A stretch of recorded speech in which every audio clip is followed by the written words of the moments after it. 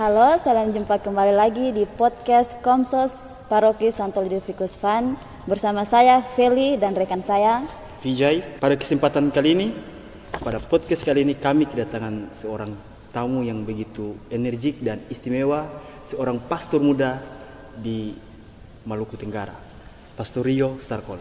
Apa kabar, Pastor? Puji Tuhan, baik. Vijay dan Feli, apa kabar juga? Baik, Pastor. Kesibukan Pastor belakangan ini? Ya, ini sementara mempersiapkan perayaan 50 tahun dari SMK Siwa 5 Santo Yosef Langgur. Tapi kebetulan diminta untuk menjadi narasumber dalam podcast kali ini, maka saya menyempatkan diri untuk hadir di sini. Pastor, pada akhir-akhir ini sangat viral di sosial media, di TikTok, di Instagram tentang tahun jubileum. Tentunya umat-umat Katolik begitu penasaran ketika seorang paus membuka sebuah pintu yang kurang lebih puluhan tahun tidak dibuka, tapi pada tahun ini dibuka. Sehingga pada podcast kali ini kami Komsos Van mengambil tema tentang tahun jubileum dan akan membahasnya bersama Pastor. Baik. Jadi Pastor, mungkin Pastor bisa menjelaskan tentang apa itu tahun jubileum, karena memang ada kebanyakan orang yang belum tahu tentang tahun jubileum.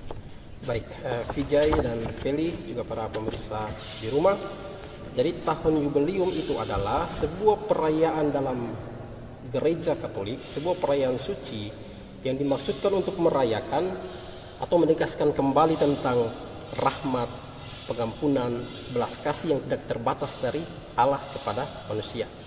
Dan di dalam perayaan ini pula ditegaskan kembali tentang praktek hidup yang baik, praktek kasih ya, secara real dalam kehidupan seperti apa untuk menegaskan kembali kasih kebaikan Allah yang tidak terbatas itu, sehingga manusia didorong untuk saling bersolidaritas, saling mengasihi, saling berbuat baik di dalam kehidupan. Itu. Oke, Pastor. Tentang tahun jubileum ini sendiri kira-kira punya dasarnya atau tidak? Apa cuman gereja Katolik hanya mengikuti tradisi atau memang ada dasar biblisnya begitu? Ya, Vijay, baik. Jadi tahun jubileum ini, jubileum itu sendiri berasal dari bahasa Latin, jubileus. Dan dalam bahasa Ibrani itu yobel, yang artinya tanduk domba. Nah, tanduk domba itu sendiri atau yobel itu sendiri sebenarnya merujuk kepada satu alat musik tiup atau trompet. Nah, yobel inilah, alat musik tiup inilah yang dipakai untuk menandai dimulainya perayaan jubileum ini dalam tradisi Yahudi. Jadi secara tradisi jubileum ini berasal dari perayaan bangsa Yahudi. Baik Pastor, tadi Pastor menjelaskan bahwa perayaan jubileum berasal dari tradisi Yahudi. Jadi mungkin Pastor bisa menjelaskan sedikit tentang itu. Ya, baik. Perayaan jubileum ini bisa kita lacak, bisa kita deteksi atau bersumber dijelaskan di dalam kitab suci, terutama perjanjian lama juga, perjanjian baru juga ada. Nah, di dalam perjanjian lama itu, praktek ini dalam perjanjian lama itu dijelaskan dalam Imamat bab 25 ayat 8 sampai 13. Bunyinya demikian. Hendaklah engkau menghitung 7 tahun sabat, yaitu 7 kali 7 tahun, sehingga masa 7 tahun sabat itu berjumlah 49 tahun. Lalu engkau harus memperdengarkan bunyi sangkakala pada bulan ke-7, pada hari ke-10 bulan itu. Pada hari pendamaian haruslah kamu memperdengarkan bunyi sangkakala di seluruh negerimu. Kamu harus menguduskan tahun yang ke-50 dan memaklumkan kebebasan di negeri itu bagi segenap penduduknya.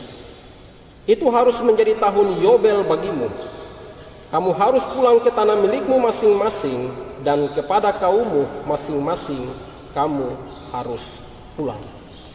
Nah, jadi kalau kita mendengarkan kutipan teks Imamat tadi, maka di situ ada beberapa poin yang hendak dikatakan praktek dari tradisi ini. Yang pertama, itu dalam tahun Yobel itu semua tanah yang pernah dijual belikan itu harus dikembali kepada pemiliknya. Lalu kemudian juga perbudakan itu dibebaskan. Jadi semua budak itu dibebaskan. Jadi kita harus tahu budak itu kan dia punya hutang nih. Dan dia punya hutang banyak, maka kamu tidak mampu bayar kamu punya hutang, maka saya jadikan kamu sebagai saya punya budak. Maka budak itu harus dibebaskan. Itu yang kedua. Sementara praktik yang ketiga, tanah itu dinonaktifkan. Jadi tanah itu tidak boleh ada praktek atau aktivitas tabur tuai di sana. Jadi tanah itu memang, lahan itu memang dibebaskan. Jadi dari praktek-praktek ini hendak menegaskan begini, ada keadilan sosial yang mau diterapkan di situ, tetapi juga mau mengatakan bahwa apa? Segala sesuatu ini, baik tanah maupun manusia dan semesta ini, semua milik Tuhan. Tetapi juga mau menegaskan tentang keadilan sosial. Bayangkan kalau orang kaya, dia bisa beli semua tanah, maka pada masa tertentu ada orang yang tidak memiliki tanah. Maka praktek ini coba ditegaskan untuk menegaskan kembali soal keadilan dan status kepemilikan Tuhan pada semesta. Seperti dikatakan atau dijelaskan di dalam kitab Imamat tadi, bahwa 7 tahun Sabat dikali 7 menghasilkan 49 tahun. Di tahun ke-50 itulah dirayakan perayaan Yubelium atau perayaan Yobel. Jadi perayaan Yobel itu setelah 50 tahun, kurang lebih 50 tahun. Ya, siklusnya begitu. Setiap 50 tahun. Oke Pastor, kalau tadi kita membahas tentang asal mula dari tradisi Yahudi. Nah sekarang dalam tradisi Katolik saat ini sendiri, tahun Yubelium itu seperti bagaimana? Jadi praktek perayaan Yubelium di dalam gereja Katolik sesungguhnya dimulai ketika Paus Bonifasius ke-8 menetapkan perayaan ini sebagai sebuah siklus yang tetap, dan siklus ini dia berlangsung setiap 25 tahun, dan itu terjadi terus di dalam tradisi gereja Katolik. Jadi dalam tradisi gereja Katolik ini sedikit beda dengan tradisi Yahudi. Kalau Yahudi 50 tahun, kalau di tradisi Katolik kita 25 tahun. Ya, jadi praktik di dalam gereja Katolik kita mengenal tahun Yubelium ada dua bentuk. Yang pertama bentuk yang biasa, yang kedua bentuk luar biasa. Jadi pertama-tama perayaan Yubelium ini tidak lagi bergantung kepada angkanya, tapi pada poin atau inti atau spirit dari perayaan itu sendiri. Jadi misalnya di dalam bentuk siklus yang biasa, itu siklus yang biasa merujuk pada siklus yang tetap. Jadi setiap 25 tahun, lalu kemudian 25 tahun kemudian itu dirayakan. Itu yang biasa, karena dia sesuai siklus. Tetapi perayaan Yubelium yang luar biasa itu di luar siklusnya. Jadi dia bisa ditetapkan, misalnya Paus menetapkan tahun 2015 atau 2016 sebagai perayaan kerahiman ilahi misalnya, maka dia bisa menetapkan tanggal itu sebagai perayaan Yubelium khusus untuk menegaskan satu spiritualitas atau satu semangat atau satu nilai Injili yang menjadi fokus di tahun itu. Nah, itu berarti dia sudah keluar dari siklus yang biasa nih, yang 25 tahun nih. Nah, itu disebut sebagai siklus luar biasa. Yubelium luar biasa. Baik Pastor, mungkin Pastor bisa menjelaskan perbedaan dari Yubelium dan Yobel. tahun Yobel.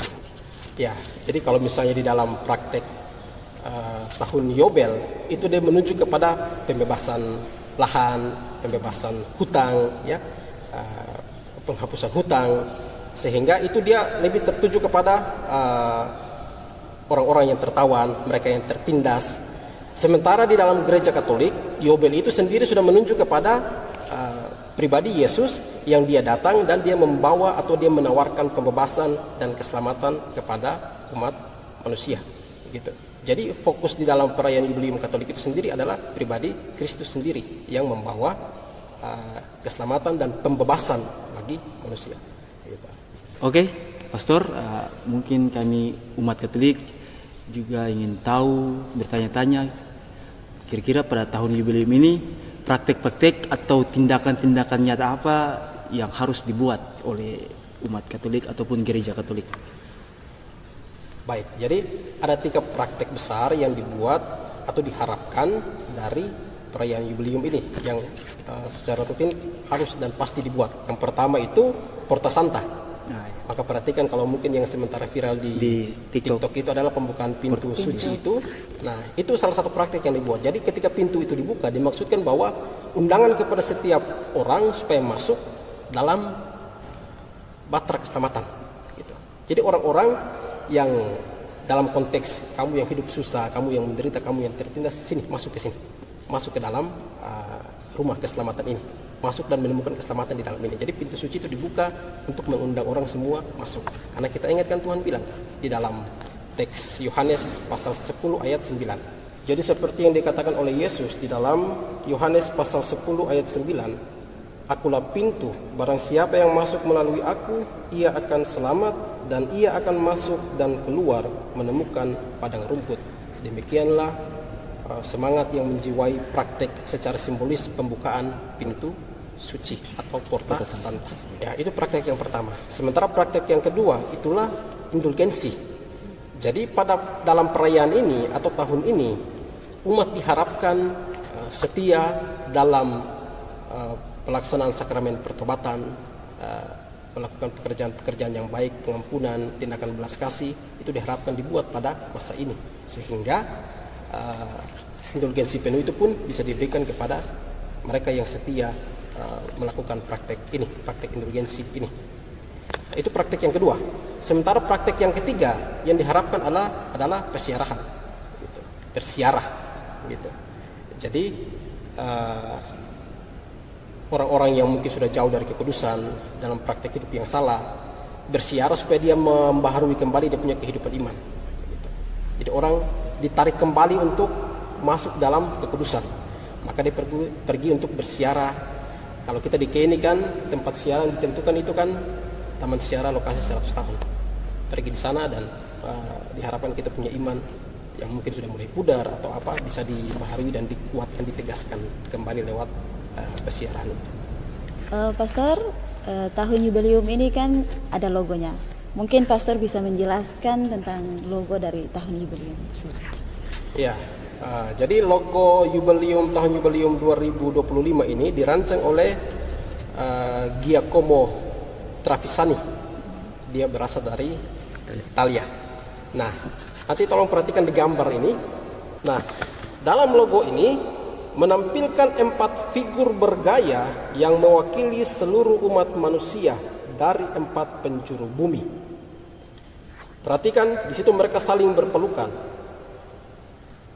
Itu melambangkan solidaritas dan persaudaraan yang menyatukan semua orang.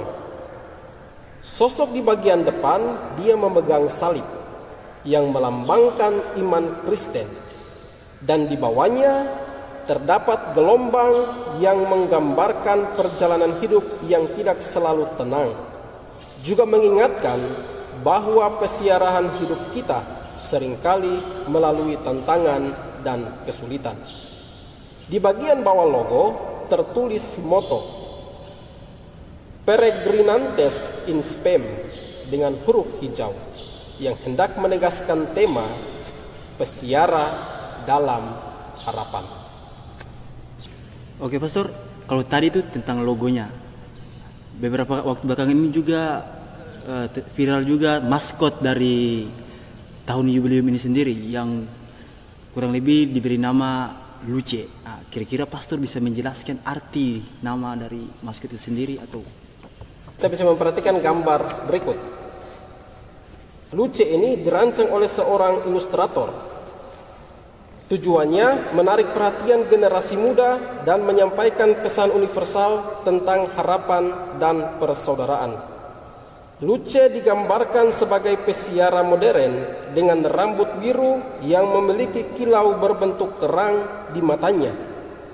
Simbol kerang Camino de Santiago yang melambangkan perjalanan ziarah Katolik.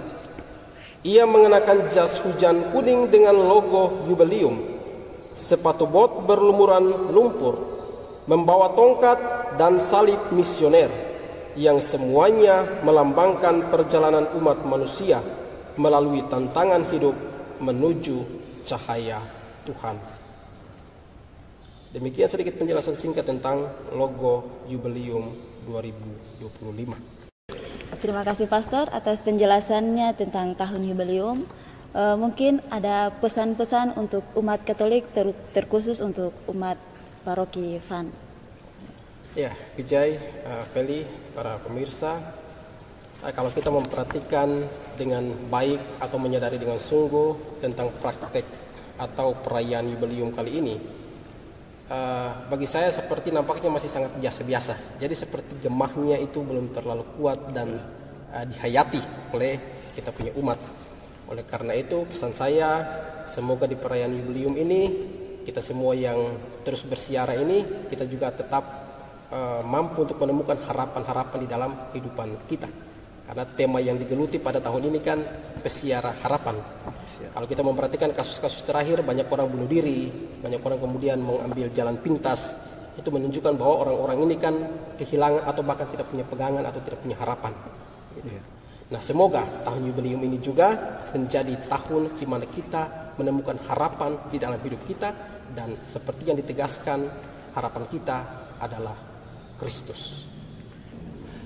Oke, terima kasih Pastor untuk kehadirannya di podcast kali ini. Kami sangat berterima kasih kehadiran Pastor, mungkin membawa kabar baik dan penjelasan yang berguna bagi kami semua umat Katolik.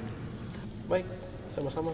Akhir kata, atas nama Komsos Paroki Santo Ludvikus Van mengucapkan terima kasih dan selamat merayakan tahun jubileum kepada umat Katolik seluruh dunia. Ine implemente omnia. Pergilah dan kobarkan dunia.